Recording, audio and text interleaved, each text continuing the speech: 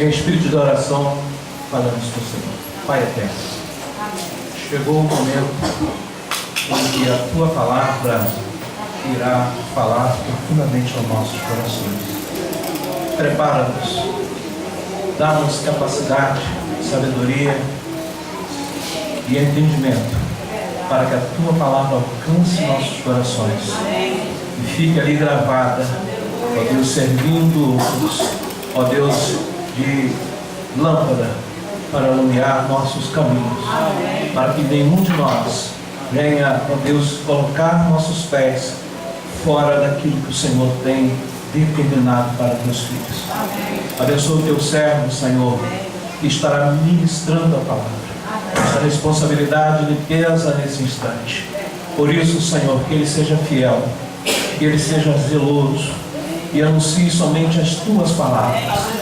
Ó Deus, o que concerne ao homem, fique de lado, mas que o teu Espírito possa apoderar-se deste varão e ele, na instrumentalidade dele, Senhor, anunciar aquilo que tu tens preparado para nós nesta noite. Oramos porque temos crido que tu és o Senhor e que estás entre nós. Assim agradecidos estamos, em nome de Jesus. Cumprimento os irmãos com a paz do Senhor Jesus. Amém. Pode tomar a sua ação por um momento. Enquanto eu faço as minhas gratas considerações, eu quero celebrar a Deus a minha gratidão pelo privilégio de nesta noite estarmos solenizando o cumprimento do 37º ano de existência da União Feminina desta igreja. Louvar a Deus pela vida do irmão Ilionai, que de maneira muito encarecida aceitou a indicação do pastor Marcos, que ontem que a noite esteve ministrando, para estarmos aqui nesta noite. Irmãos, eu moro muito longe daqui, eu moro em São Gonçalo, depois de Lodebar, bem distante daqui, mas graças ao bom Deus nesta noite, que nos trouxe debaixo de suas mãos. Quero louvar a Deus pela vida do pastor presidente desta igreja, por nos recepcionar de maneira muito calorosa. Eu quero confessar uma coisa para vocês. Eu tenho encontrado uma determinada resistência nos lugares que eu tenho tido a oportunidade de ministrar. Eu vou dizer o porquê. Há um tempo atrás eu estive ministrando num congresso em São Gonçalo, um congresso de jovens, e assim que eu cheguei à igreja, era uma igreja muito grande. Eu cheguei, eu lembrei das promessas que Deus havia feito para mim quando eu ainda era uma criança. E eu entrei na igreja, pude perceber um olhar de desprezo por conta de alguns líderes que estavam no altar, porque se tratava de um pregador jovem. O congresso era um grande congresso, eles esperavam que viria alguém mais experiente, talvez. Eu ministrei, entreguei tudo aquilo que Deus havia ministrado no meu coração, entreguei a palavra. Só que aqueles olhares ficaram marcados na minha alma, até porque nós não somos um problema que os cristãos, às vezes as pessoas acreditam que quando nós nos convertemos viramos anjos. Não, continuamos seres humanos, choramos, sentimos, somos traídos. Nosso coração ainda é ferido por isso. Eu voltei para minha casa com aquele olhar na minha consciência. Eu fui conversar com o meu pastor, presidente, o pastor Wellington Montunes, da obra de restauração em Itaúna, e ele disse uma coisa para mim que eu guardo como memorial para o meu coração. Ele disse: meu filho, quando homens se comportam como meninos, Deus levanta meninos para falar coisas de homens no meio da congregação. Vou repetir. Quando homens se comportam como meninos, Deus levanta meninos para falar coisas de homens no meio da congregação. Eu glorifico a Deus porque eu tive muita facilidade de ser muito bem recepcionado por esse ministério. Glorifico a Deus pela humildade dos senhores para se sentar para ouvir um menino que ainda está no útero do seu ministério. Que Deus abençoe, amém? Quem trouxe Bíblia, encontre na sua Bíblia o capítulo 25 do Evangelho de acordo com a versão de Mateus. Eu prometo que eu não vou me alongar muito, eu vou tentar reunir o máximo possível. Mateus capítulo de número 25, nós iremos ler a partir do verso de número 6. Enquanto você vai encontrando o texto na sua Bíblia, eu quero contar uma outra coisa para vocês também, que é de muita valia. Algumas pessoas têm me perguntado se eu nasci em berço cristão, se os meus pais eram evangélicos. Na verdade, a minha família nunca teve afinidade com a fé cristã. Os meus pais nunca foram apreciadores pelo meio cristão. Também não tinha nenhuma tendência religiosa.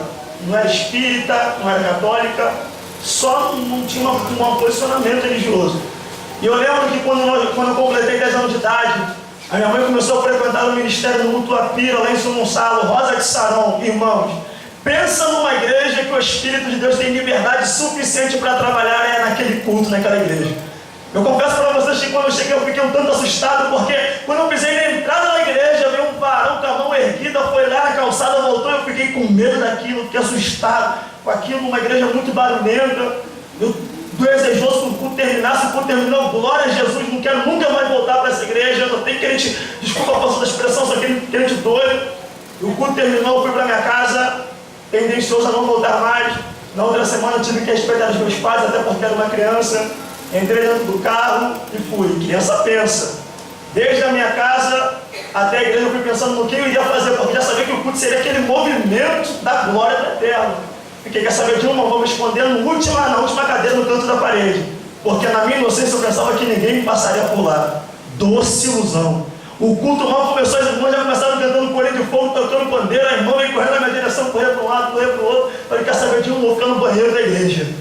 Eu ficava mais dentro do banheiro da igreja do que no próprio salão cultuando a Deus. O culto terminou, para nós lermos o texto, fui para a porta da igreja para entrar dentro do carro, minha mãe segurou as minhas mãos, me levou até o altar e chamou uma missionária para interceder pela minha vida, e é por isso que eu glorifico a Deus pela existência do círculo de oração, que ainda existem mulheres que dobram os joelhos, o inferno conhece a sua história, e o céu também conhece perfeitamente quem você é. E ela colocou as mãos no meu ombro e começou a orar. A princípio é uma oração muito simples, e no meio daquela oração o Espírito de Deus se apoderou daquela mulher, e o meu arrepio que eu sinto nesse lugar, eu senti naquele dia, porque eu estou vivendo justamente o que ela profetizou para mim. Quando ela começou a falar em outras línguas, o arrepio tomou o meu corpo, e já não era mais um temor de pavor, era um temor reverente, porque percebi que não era qualquer voz e não se tratava de qualquer coisa. Quando ela terminou de falar em línguas, ela disse, meu filho, abre os olhos. Quando abriu os olhos, ela disse, eu não sabia, mas enquanto eu orava por você, Deus mostrou você de terno, com uma Bíblia e uma mala, percorrendo esse território brasileiro e fora dele, pregando em muitos lugares que você nunca sonhou pisar um dia. Vocês pensam que eu acreditei no que ela havia dito? Não acreditei não. Porque eu pensava na minha inocência que para ser ministro da palavra era necessário vir de uma genética profética da família. A avó tinha que ser dirigente do ciclo de geração, o pai tinha que ser pastor. Eu pensava assim, era o meu pensamento. Embora na ignorância, mas era o meu pensamento. E eu comecei a questionar a mim mesmo na voz da consciência, aquela voz que só você conhece, sabe? Você fala, não, ela levou algo, não era para mim, isso é para filho de pastor, ser pregador não é coisa para quem não é filho de crente. Irmãos, eu não sabia que essa voz da consciência Deus também ouve. O pregador não pode ouvir, o pastor também não, mas Deus conhece a voz da sua consciência. E quando eu disse isso, ela falou, meu filho, eu percebo que o seu coração está aflito. Deus me revela, e Ele manda te dizer que Ele não precisa de opinião de homem para fazer alguma coisa. Quando Ele quer levantar, Ele pega um jovem com cheiro de ovelha detrás da malhada e coloca ele sentado num trono em Israel. Porque quando Ele quer fazer, até quem não quer contribuir para o cumprimento das suas promessas. Não se preocupa com quem quer se opor, porque quem se opõe torna-se instrumento que coopera para o cumprimento do que Deus colocou na sua vida. Eu quero encerrar aqui para a gente ler. O anjo aparece para Gideão e fala, homem valoroso. Ele não acredita no que o anjo diz para ele. Fala, eu valoroso, como posso ser? Se eu sou o mais pobre da minha cidade, como se não bastasse, eu sou o menor da minha casa, ou seja, eu não sou ninguém, não sou homem valoroso. Só que o anjo queria revelar um princípio, eu gostaria que você guardasse no teu coração, que nem sempre a extensão está vinculada à profundidade. Eu vou repetir e vou explicar. Nem sempre a extensão está vinculada à profundidade. Tem muita gente que é muito reconhecida aqui na horizontal, mas quando se trata de relacionamento na vertical, não são reconhecidos na mesma proporção. Em detrimento a esses, existem aqueles que não são vistos, contemplados, visualizados pelos homens aqui na terra, mas quando se trata de relacionamento na vertical, são reconhecidos no céu e temidos no inferno. Deus nos conhece. Deus tem um propósito para a vida de cada um e cada um de vocês aqui nesta noite. Capítulo 25 de Mateus, quem encontrou, caso não me for constranger ficar de pé, fique para a gente ler. Ele está em nosso meio. Eu sinto isso.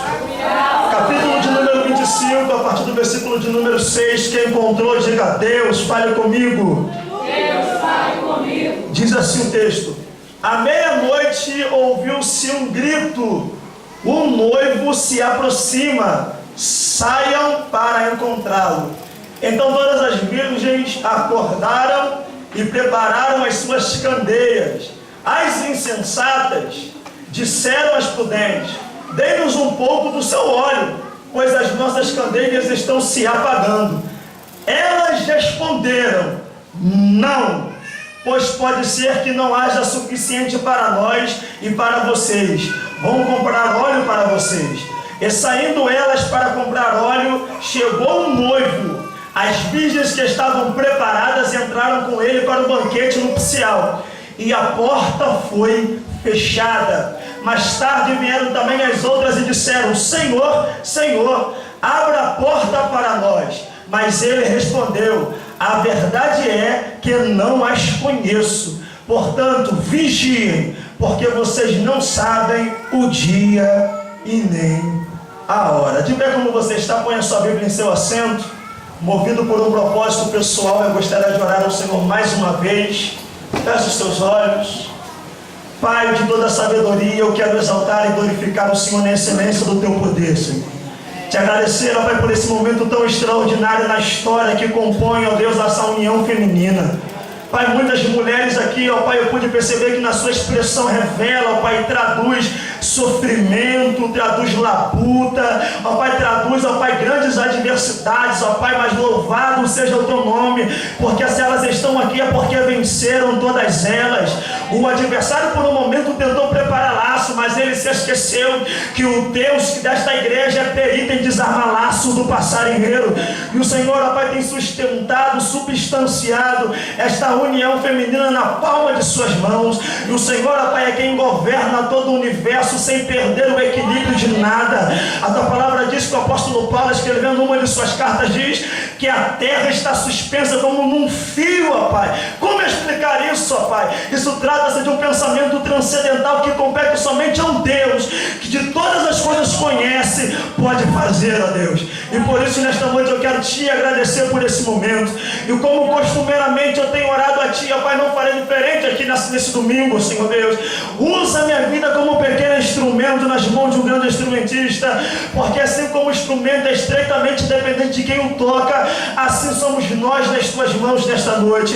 Precisamos ouvir a Sua voz, ou mesmo, ó Pai, continuar ouvindo ela, porque o Senhor tem falado aqui desde o princípio dessa reunião espiritual. É o que eu te peço nesta noite, em nome de Jesus. Amém. Pode tomar o seu assento, glorificando o Senhor. Queridos, o texto escolhido como temática dessa festividade vai girar em torno de uma das mais extraordinárias parábolas contadas por Jesus. Para quem costumeiramente vem às escolas bíblicas sabe perfeitamente que parábola nada mais é do que uma ferramenta da literatura brasileira que possibilita uma facilidade na compreensão da ideia que o falante está expressando aos seus ouvintes. É como se Cristo, por um momento, quisesse expressar uma verdade através de uma história, enquadrada no contexto daquele povo. Tanto é que um dia, para um público agrícola, para um público rural, ele expressa as verdades do reino falando sobre semente. Por que ele fala sobre isso? É semente? Não. Na verdade, ele está fazendo uma simbologia, uma personificação textual, para que o povo compreendesse a essência do que ele queria dizer. E aqui no capítulo de número 25 nós perceberemos que Cristo vai retomar isso no momento que precede a sua crucificação. O momento da crucificação já se aproximava, só que antes de acontecer a crucificação, diz a palavra que ele vai reunir os seus discípulos e vai contar uma história. E o que eu acho interessante demais nessa noite, e queria que você guardasse no seu coração, que eu vou dizer aqui nesse momento, é que antes de Cristo subir ao Getsemane, no momento que iria anteceder a sua entrega nas mãos dos sacerdotes, dos fariseus, dos homens daquela época, ele ministrou uma cerimônia que mensalmente nós, como igreja do Senhor, celebramos, que é a Santa Ceia, ou Ceia do Senhor. E aí, irmãos, o texto diz que quando ele estava assentado à mesa, celebrando a ceia, a presciência de Cristo se manifesta, e ele faz uma revelação. Ele diz: olha, um dos que estão assentados à mesa vai se encarregar de me trair. Judas sabia perfeitamente que aquela palavra estava se dirigindo à pessoa dele. Ele poderia muito bem aproveitar a oportunidade, meu irmão Leonardo, e se arrepender do que ele havia propôs em seu coração em fazer. Cristo com certeza ia perdoá-lo sem problema algum. Só que eu aprendi uma coisa, irmão, e que Deus nos livre de viver isso. O problema é que o pecado, a princípio, pode ser uma coisa inofensiva para alguém, porque existem coisas que a princípio parecem que não tem nada a ver, são relativas para alguém. Só que o pecado é como um câncer, que na grande parte das vezes só é descoberto quando o corpo está totalmente deteriorizado, destruído. O câncer, quando se revela, para quem estuda medicina ou quem tem interesse, vocês vão aprender isso, ele não começa numa grande proporção, é uma pequena célula cancerígena, que se não for tratada, vai tomando proporção e vai destruindo o corpo. Eu já vi pacientes no hospital, que com uma célula cancerígena na ponta do dedo, o médico disse: é necessário amputar. Não quero amputar o meu dedo. E por conta da negligência e da omissão, aquela célula cancerígena passou por todo o corpo e destruiu ele por inteiro. E Deus nesta noite me trouxe uma palavra de vida para alguém que me ouve, até porque afinal de contas esse congresso aqui, essa festividade não está enquadrada somente para as irmãs, embora seja delas, mas a palavra corta para todos que estão nos ouvindo aqui nesta noite. Eu quero te dizer uma coisa que parece ser inofensivo, parece não gerar um tipo de dano, mas se você continuar nutrindo esse tipo de relacionamento, isso vai destruir, deteriorizar o que Deus colocou nas suas mãos. Preste bem atenção, quando o filho pródigo se perde na casa de seu pai e vai trabalhar com porcos, o texto diz que ele sente vontade de comer o que o porco comia. Ele come alfarroba. Alfarroba não é ruim, é bom. Só que é um problema aí. O agricultor que cuidava do porco, ele não dava alfarroba somente para alimentar. A intenção dele era outra. A alfarroba, além de alimentar, temperava a carne do porco para ele comer depois. E o filho pródigo está comendo aquilo que está temperando a carne dele, porque o diabo está muito interessado em arrancar a vida dele. Só que o pai do filho pródigo é pai, e é tão pai, mas tão pai, que ele estava no mesmo lugar esperando o seu filho voltar para casa. E nesta noite Deus está ministrando ao coração de alguém aqui. Não queira nutrir aquilo em que Deus já disse para você que não é para você, que não é para você chegar lá, porque a nossa imaturidade espiritual nos faz desejar aquilo que nós não temos capacidade para administrar ainda. Tem gente aqui que Deus não abriu porta e está reclamando com Deus. Deus não abriu porque Deus te conhece, sabe que se Ele abrir, você vai negociar valores, e é por isso que Deus tem mantido portas fechadas para você. Alguém entende essa mensagem aqui nessa noite? O texto diz que depois dele ter revelado quem seria o traidor constrangido vira as costas, vai para casa, vai para qualquer outro lugar. O texto não diz qual é, se eu não me engano. Cristo levanta. Quando ele se levanta, isso daqui é extraordinário demais. O texto que a primeira coisa que ele faz ao estar de pé é cantar um hino. Preste bem atenção. Ele sabia que o seu corpo seria entregue nas mãos dos pecadores, mas nem sabendo disso, foi capaz de impedi-lo de adorar e cantar um hino. Ele sabia que a qualquer momento o seu corpo seria estendido no Gólgota e ficaria aproximadamente 6 horas. E nem sabendo disso, mesmo ele tendo ciência disso, isso não o impediu de adorar e cantar o hino. Por que Cristo adorou o pregador? Por que Cristo adorou o Wallace? Eu te explico. Cristo estava nos dando uma lição que o espírito de um verdadeiro adorador tem de suplantar todo tipo de sofrimento ou de problema que você está vivendo. Até porque nós precisamos adorar a Deus não por aquilo em que Ele faz, mas por aquilo em que Ele é. Porque se eu adoro por aquilo em que Ele faz, o que Ele fez pode perder o sentido e a minha adoração também. Mas quando eu adoro por aquilo em que Ele é, independentemente do que aconteça, independentemente do que ocorra, eu continuo adorando a Ele. Existem 2 tipos de adoradores na igreja, eu vou descrever para vocês. Existe o adorador que adora por incentivo, o adorador que adora por motivação. O adorador que adora por incentivo é aquele que precisa que o dirigente do culto soe e fala que Deus vai dar, que Deus vai fazer. Isso o incentiva a adorar, o motivado não. Ninguém precisa dizer que Deus vai fazer alguma coisa, porque o que motiva ele é saber que a cruz está vazia, o sepulcro também, e o trono está ocupado. Isso é motivo suficiente.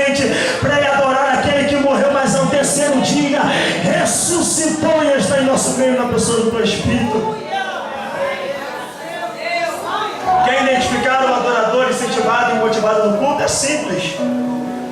O culto do incentivado só começa quando ele chega aqui.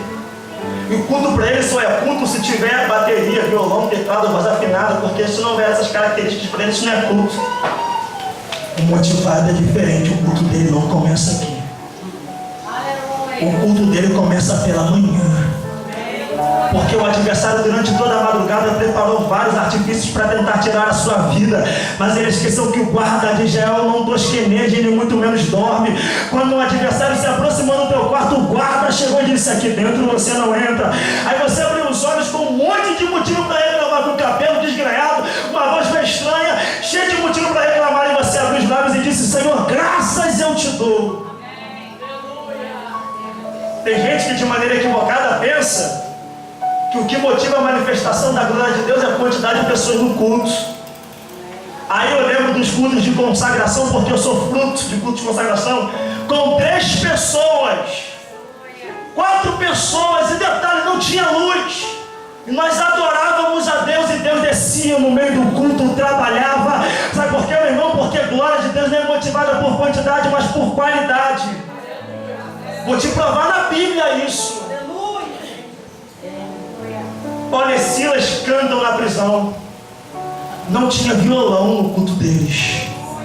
Não tinha bateria.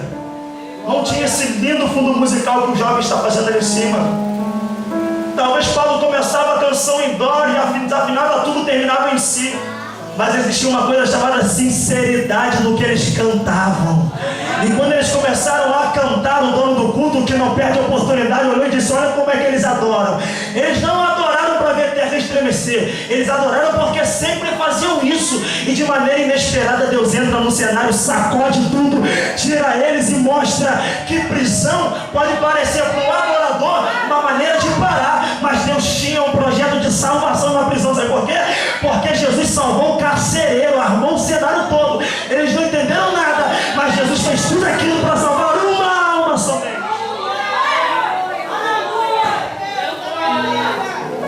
Está entendendo esse Deus que descomplica, complica, depois explica porque complicou? Ele é o teu Deus nessa noite. Ele é tão grande, mas tão poderoso, que caso você quisesse fazer uma viagem para conhecer esse planeta inteiro através do transatlântico, você demoraria meses, quem sabe anos. E Isaías falou que ele mediu os oceanos na palma de suas mãos. Isaías, declarando a soberania do Eterno em toda a sua majestade, ele diz que a terra é os cabelos dos seus pés. Para quem não sabe o que é os cabelos, vou dizer: quando alguém quer se assentar numa poltrona e se sentir confortável, ele coloca os pés numa cadeirinha. Essa cadeirinha se chama escabelo. O amado de sua alma, quem te salvou, aquele que você falou com ele antes de vir para o culto, ele está sentado em seu trono de glória e os seus pés descansando sobre a terra. E tem crente pensando que Deus não tem poder para resolver o seu problema. Aí tem gente que diz, Leonardo, que Deus me esqueceu. Só que Isaías fala que Deus chama cada estrela pelo seu nome, para você não perder de dar uma glória a Deus. Os cientistas descobriram que na nossa galáxia existem bilhões e bilhões de estrelas, e foram além. E fora da nossa galáxia existem outras bilhões de galáxias com a mesma quantidade de estrelas. E no anoitecer, Deus chama cada estrela pelo seu nome. Se Deus está interessado em chamar as estrelas, imagina o interesse que Deus tem de chamar você, que é a coroa de sua criação. E tem grande dizendo: Deus se esqueceu. Deus não se esqueceu nada, irmão. O seu nome não está escrito na boca de um sapo, debaixo de um almidar, na mão de uma mulher lá fora, coisa nenhuma. O teu nome está escrito no livro da vida, diante da presença daquele que um dia vai gritar o seu nome e vai te chamar para morar com ele eternamente na glória. Alguém acredita nisso nessa noite? Cristo vai protagonizar agora essa parábola aqui. E na introdução da parábola ele vai logo apresentar uma divisão. Primeiro ele apresenta o conjunto e na sequência ele faz uma divisão que caracterizava as duas. Ele diz: olha, havia 10 virgens. Perceba bem, as 10 virgens não são as 10 noivas. As virgens aqui na verdade são as convidadas para a cerimônia. Porque aí daria a entender um noivo se casaria com 5? Não. Na verdade, as 10 virgens aqui são convidadas para a cerimônia. Quem já estudou escatologia bíblica vai entender isso aqui que eu estou falando. Aí Cristo vai dizer, eles são 5. As 10. 5 eram prudentes e 5 eram loucas. As 10 tinham as mesmas ferramentas. Só que o que diferenciava uma da outra é que as prudentes trouxeram consigo reserva. As loucas não. Quando eu percebi esse detalhe no texto, Deus ministrou meu coração, me fez entender uma coisa muito interessante. Isso aqui contextualiza uma vida constante de oração. Sabe por quê? Vocês vão entender o que eu vou dizer aqui agora. Tem muita gente, qual é o seu nome? Cíntia. Tem muita gente, Cíntia, que só se preocupa de fazer a manutenção da sua vida espiritual quando chega num ambiente como esse. O fogo só funciona até o congresso terminar. A adoração só surge quando ele está aqui.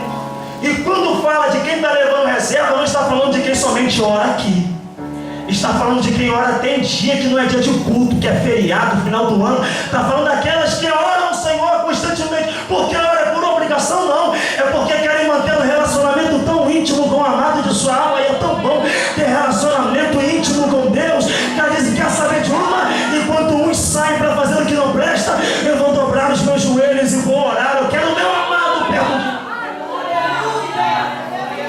E quando se fala de constância, eu lembro do texto de Êxodo, que diz que Moisés estava apacentando as ovelhas do seu sogro, Jetro. E ele viu uma sarça pegando fogo. Irmãos, sarça pegar fogo era natural.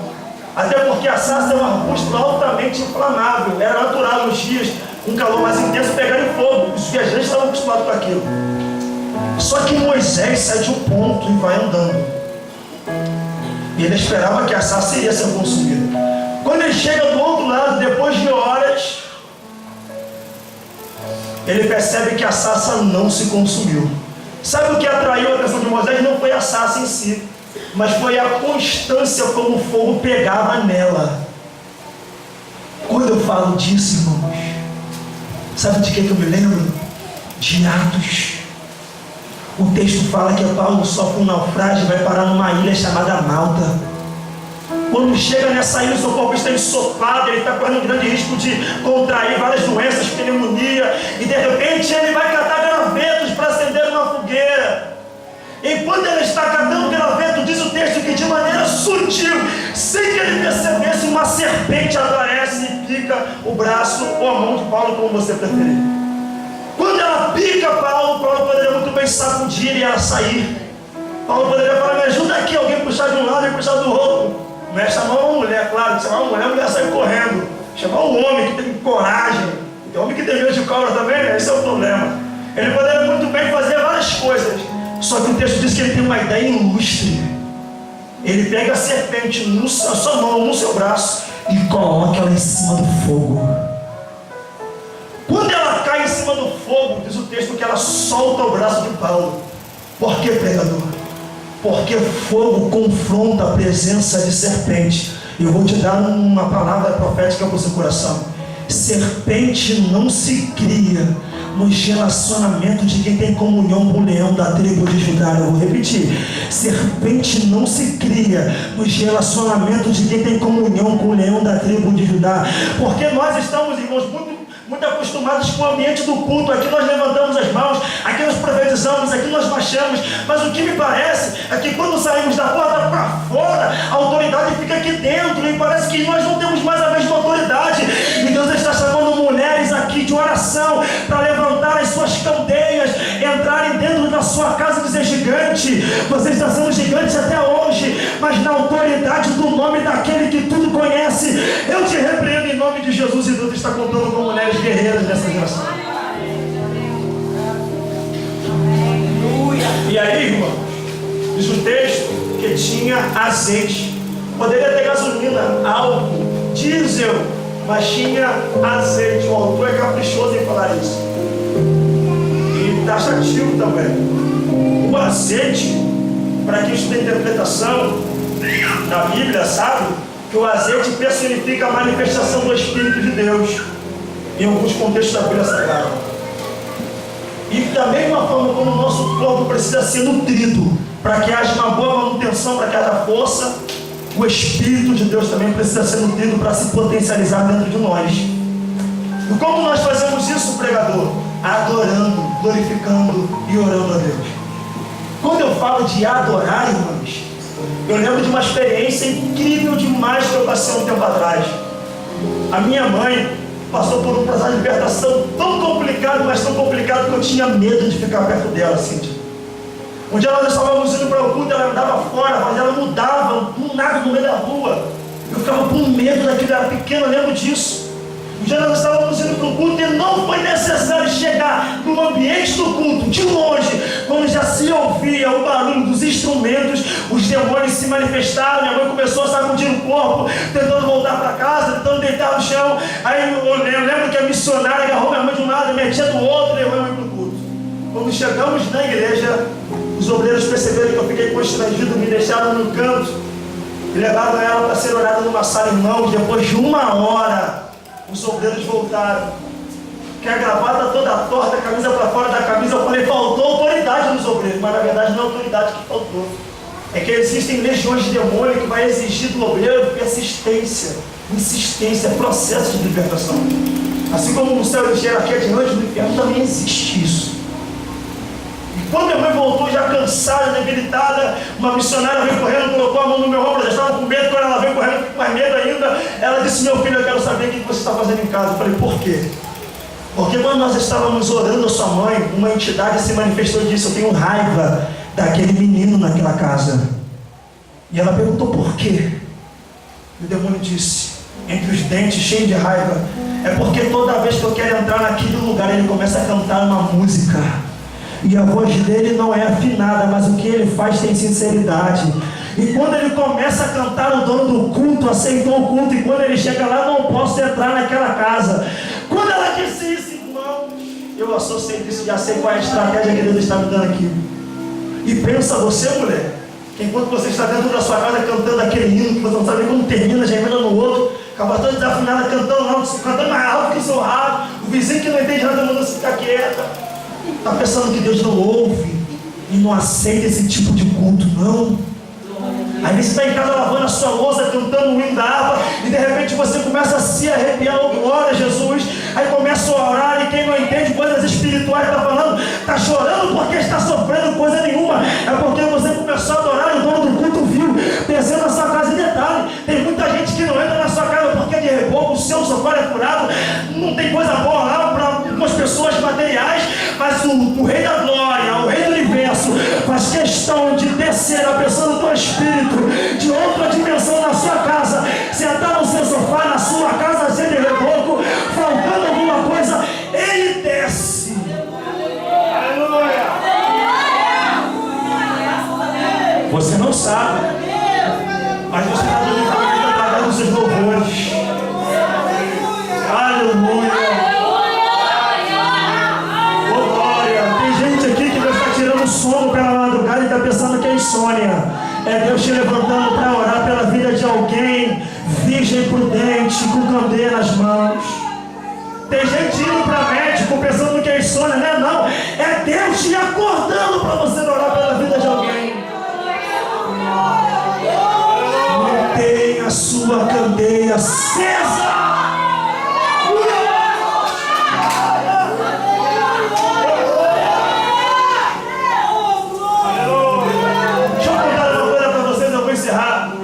Vou encerrar. Quando se fala de candeia, o que eu associo a esse texto é uma parábola que Jesus contou sobre a própria candeia. E olha o que ele diz, irmãos. Quem é que, acendendo uma candeia, esconde ela debaixo de uma cama? Uma pergunta. Aleluia! Alguém precisa responder. E um dia, isso aqui não é meu. Essa falar que é meu é plágio é crime. Eu ouvi alguém dizer, eu estou reproduzindo aqui o que essa pessoa disse. E ela respondeu essa pergunta com o seguinte pensamento: Suponhamos, irmã Cíntia, eu vou te usar como exemplo de importância. Suponhamos que ao terminar esse culto, alguém te convide para a casa dela para comer uma lasanha, jantar, colocar como profetizando, viu? Colocar a conversa em dia. Só que quem vai à frente não é você, quem vai à frente foi quem te convidou. A pessoa que te convidou, ao chegar na sua casa e perceber que as luzes estão apagadas, qual é a primeira coisa que ela faz? Ela pisa dentro de casa e acende a luz. Ao acender a luz, Cíntia, digamos que você olha para cima do sofá e existe ali um objeto que não era para estar, porque é inconveniente. Enquanto estava oculto, o que era inconveniente continuou inconveniente, ninguém viu. Mas depois que a luz acendeu, o que era inconveniente, o que estava oculto apareceu. Aí a pessoa constrangida porque a luz revelou o que era inconveniente apaga com raiva da luz. Mas não dá para eu ter raiva da luz, porque ela não está fazendo outra coisa senão aquilo que a sua essência está mandando ela ser. Você vai entender o que eu quero dizer aqui. Tem gente aqui que está perdendo a amizade e não sabe o porquê. Eu vou te explicar aqui. Porque tem pessoas que andam com aquela outra pessoa e o pecado dela continua oculto e nada é revelado. Mas quando anda com você é diferente, porque a luz que habita em você traz claridade para o que é inconveniente e começa a revelar. E tem alguém olhando para você dizendo: não anda comigo não quero relacionamento com você não. Por quê? Porque toda vez que você anda, o Espírito que habita em você tem tanta intimidade e tem tanto azeite na reserva que a lamparina não se acaba mesmo diante dos ventos dessa vida. Aí está andando e Deus está revelando as coisas que são ocultas, as coisas que estão escondidas. E Deus está dizendo para alguém aqui: tem alguém querendo te apagar, crente, silenciar a sua voz, calar a profecia de Deus nos seus lábios, restringir as suas oportunidades. Mas escute uma coisa: aquele que acendeu a candeia é dono do culto, é dono da reunião, é o Deus que faz lá fora, é o Deus que faz aqui dentro. E uma coisa que ele acende, ninguém apaga. Aleluia! Glória a Deus! Oh, maravilha! Eu lembro de Pedro. Jesus fala: Pedro, tu vai me negar, não vou, tu vai me negar, não vou, tu vai me negar, não vou. Então tá bom. Jesus é Pedro. Pedro não queria ser reconhecido, sabe o que ele faz? Coloca uma capa sobre a sua cabeça e vem andando quietinho, disfarçando passo para ninguém. Sabe que era o Pedro? E quando ele chega, diz o texto que era inverno no Sinédrio, naquele momento, naquela estação. Diz o texto que ele se assenta no meio do Sinédrio e fica olhando: o que eu vou fazer com Jesus? O que eu vou fazer com Jesus? O que eu vou fazer com Jesus? O texto fala que alguém acende uma fogueira.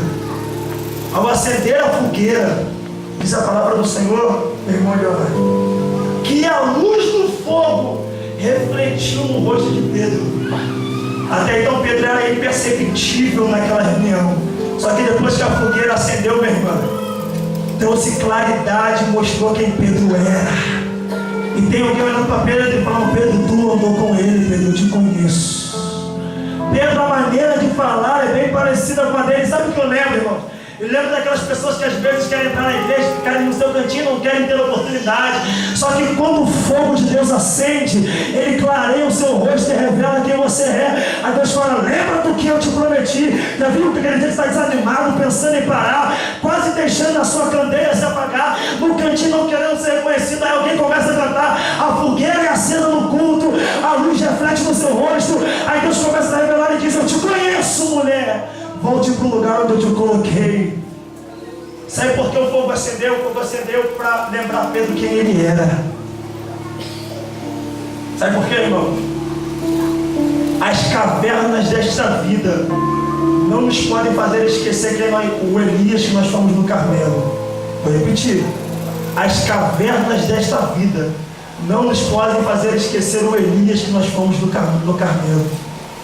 O texto fala que quando Elias estava sentado debaixo de um pé de zimbro, pensando em parar de desistir de tudo, deixar a sua candeia se apagar e não querer saber mais de nada, um anjo, um ser angelical aparece. E não foi ignorante, não, porque Deus tem paciência para lidar com seus filhos. Ele coloca uma botija com água. Eu vou encerrar agora. E do outro lado ele coloca um pão. Olha o detalhe: um pão na brasa. Por que ele colocou a brasa ali? A interpretação que se tem é que quando o anjo colocou o pão e colocou a brasa lembrava o Elias que ele foi no Carmelo. Como assim, pregador? Me explica. É simples. Tem dias que Deus vai te levar a lugares para você lembrar das promessas que um dia Ele te fez. Tem dias que alguém vai cantar um hino aqui há muito tempo que você não ouve, e você vai se dar conta e vai lembrar de tudo que Deus te prometeu. A brasa estava lembrando: Elias, você é o profeta do fogo. Elias, você não é o profeta do zimbro, do deserto. Você é o profeta do fogo. E Deus está lembrando aqui alguém, as virgens desta igreja, seja homem ou seja mulher, lembrando quem você é e para que Ele te chamou para si.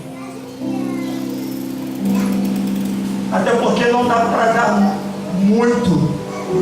Deus não quer muito de você. Deus quer tudo. Porque muito não é tudo, muito é limitado. E Deus está olhando para alguém aqui, fazendo alguém lembrar de tudo que Ele colocou nas suas mãos, das responsabilidades que Ele instituiu sobre as suas mãos. Porque a qualquer momento a trombeta vai estrugir na nossa geração. E sabe por que o inimigo tem raiva de você? É que no primeiro erro que ele cometeu, ele foi sentenciado a descer dos céus, sabendo que para o céu ele nunca mais vai voltar. E daqui a pouquinho, um culto como esse aqui com a Pimirim, enquanto estivermos adorando ao Senhor, dizendo: a Ele seja glória, a Ele seja honra, a Ele seja louvor, um barulho de trombeta vai romper no meio dessa igreja. E quando você menos imaginar, o culto não vai terminar aqui na terra. O culto continuará eternamente no céu. E quem dera fosse agora que a trombeta tocasse, o microfone caísse e o pregador lá no Marcelo Wallace, o Exu, a Ramachia, vai se encarregar de falar: dá licença, meu filho, porque eu quero falar algumas coisas. Aleluia. Deus está olhando para o coração de alguém aqui e dizendo que as aflições desse tempo presente, Uraba Kalachandaraia, não podem te fazer esquecer o que você foi. Paulo fala: os irmãos de Roma estão desanimados por conta da promiscuidade, por conta do pecado da idolatria. E aí ele levanta uma palavra de ânimo, dirigida por Deus, e diz: eu tenho a certeza que as aflições desse tempo presente não podem ser comparadas com a glória que há de ser revelada. Essa glória aqui não é algo terreno, palpável, tangível, material. Ele está falando do arrebatamento da igreja. E Deus está lembrando alguém aqui o porquê que Ele te chamou e o para quê que Ele te chamou. Eu posso orar por você nessa noite? Posso orar? Posso orar, pastor? Posso orar? Fiquemos de pé. O texto diz, irmãos, que elas se levantam porque alguém diz que um noivo veio. E na hora do desespero, elas vão na casa da irmã do ciclo de geração, vão na casa do pastor, e as irmãs dizem: ó, acabou a oportunidade, ó. Buscai o Senhor enquanto se pode achar. E aí nós sempre estamos transferindo as nossas responsabilidades para outros dias, para outras pessoas. E Deus está te lembrando que não é amanhã, é hoje. Porque o amanhã não existe ainda. O amanhã só vai ser amanhã a partir do momento em que o dia virá. O amanhã é incerto, não existe. É hoje que Deus está te chamando.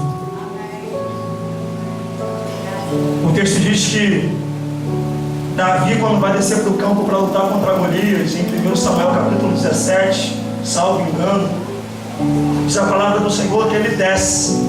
E quando ele vai descer, alguém está olhando para ele e vai dizer: rapaz, você vai para a guerra assim?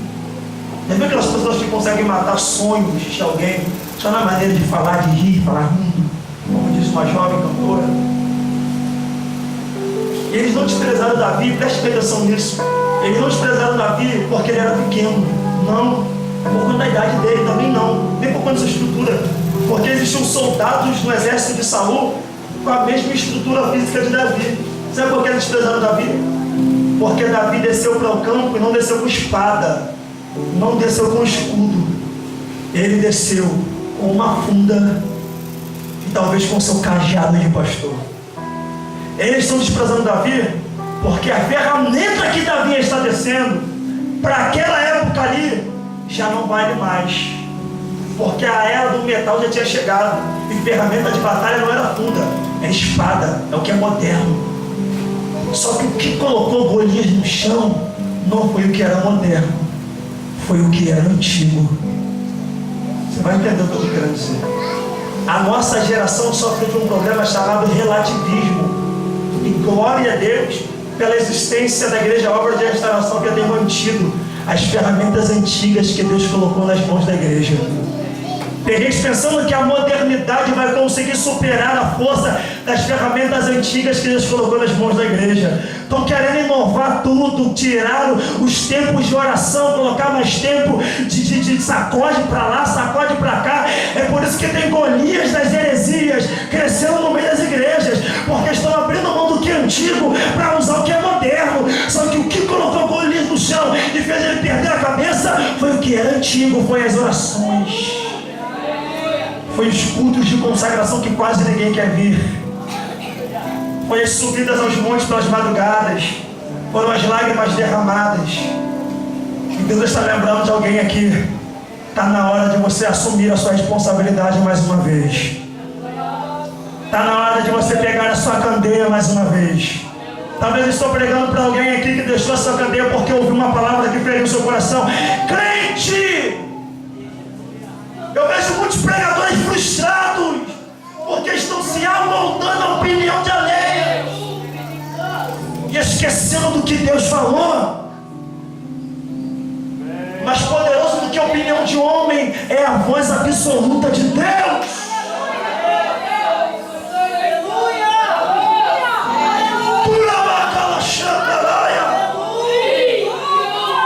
Deus está acendendo alguém aqui em nosso meio nessa noite.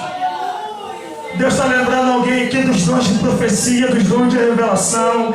Deus está lembrando para alguém aqui dos dons de interpretação de línguas estranhas. Eu quero orar por você. Senhor, eu quero te glorificar nessa noite. Ah, Deus, tu és fiel, Senhor. Eu não sou digno, ó Pai, de estar aqui nesse lugar. Não digo isso por uma falsa modéstia, ó Pai, mas te conheço que há pessoas aqui melhores do que eu, que poderiam fazer uso desse microfone bem mais, de maneira muito mais eficiente do que eu. Mas hoje, para o louvor de sua glória, o Senhor decidiu chamar alguém. Trouxe um menino para essa igreja. E na instrumentalidade do teu Santo Espírito, o Senhor também trouxe uma palavra de reconciliação, de lembrança. Mostrando para alguém aqui nessa noite, ó Pai, que está no tempo de reassumir a sua responsabilidade. Jesus, enquanto estava sendo crucificado, Senhor, mesmo durante a crucificação, ele atendeu o pedido de um homem e disse: hoje mesmo estarás comigo no paraíso. Ah, Jesus poderia muito bem dizer: eu estou desconfortável, está doendo muito, eu não posso atender o seu pedido agora. Só que Jesus entendeu que ele não era refém das dores, ele era servo da sua missão. Meu Deus, Cristo nos deu duas lições, ó Pai, que a dor não pode nos fazer esquecer quem nós somos e nem ausentar de nós a consciência do porquê que o Senhor nos chamou. A palavra vento no grego, ó Pai, é pneuma, e a raiz grega para pneuma é pneô, que quer dizer assopra sobre mim instrumento musical. Aqui não teve, ó Pai, alguém tocando sax, mas nós sabemos que quando alguém assopra sobre o instrumento de sopro, a primeira reação e atividade que ele tem é fazer barulho. E o barulho da igreja dentro desse contexto de Atos, ó Pai, é o Senhor assoprando sobre os seus instrumentos. E instrumento que quando recebe o sopro não faz barulho, é instrumento enferrujado, cheio de poeira no canto da parede. Senhor, se houver instrumentos no nosso meio que estão enferrujados, como eu já estive, ó Pai, muitas vezes, ó Pai, cheio de poeira, como eu já estive muitas vezes, eu creio que tem óleo para lubrificar instrumentos aqui, Senhor, porque tem alguém lá fora precisando ouvir a mensagem de que um noivo está chegando, de que um noivo está vindo. E tem gente que o Senhor está soprando a sua vontade, ele não está conseguindo entender. Nasce telendo como Núria Xangaraia. Tem alguém que que tenha escutado e não tenha entendido muito bem. Por isso eu quero te pedir, meu Deus, limpa os ouvidos dessa minha irmã. Limpa, oh meu Deus, lubrifica esse instrumento, Senhor. Paulo fala para Timóteo, menino, moço, homem, reaviva o dom de Deus que é em ti. A palavra reavivar, Pai, no seu sentido original é anasopuron, que quer dizer, ó Pai, fazer o fogo subir com vida. Como assim fazer o fogo subir com vida? Quando eu acendo uma fogueira, Senhor Deus, e se eu não alimentar essa fogueira, quanto menos alimentada ela for, menos movimento ela faz quando o vento assopra. Agora, quanto mais lenha eu coloco, quanto mais combustível eu adiciono, maior é a labareda. E quanto maior é a labareda, mais movimento ela faz quando o vento assopra. Tem gente aqui, ó Pai, que o vento está soprando, mas não está fazendo muito movimento. Não é vento, ó Pai, de problemas, de adversidade. É vento, ó Pai, como diz o Senhor, ó Pai. O vento assopra onde quer, se ouve a sua voz. Não sabe para onde vem, para onde vai e nem de onde vem. É o vento dos seus propósitos. E tem alguém aqui que já não se movimenta como se movimentava. Até se movimenta. Porque o detalhe aqui, ó Pai, é que todas tinham candeia, todas tinham as ferramentas. Mas do que adianta ter a ferramenta se não tem azeite? Do que adianta ter o talento e o dom se não tem presença? Do que adianta ter voz se não tem, oh meu Deus, aquilo que faz a mudança de verdade? O que adianta ter uma oratória refinada, ó Pai, uma expressão eloquente, se não tem mais presença? Um dos maiores erros de José e Maria foi continuar andando enquanto Jesus ficou lá atrás. Perderam Jesus na festa. Tem gente que está andando, ó Pai, se movimentando, mas sem a presença de quem conhece o caminho, e por isso se perde no meio.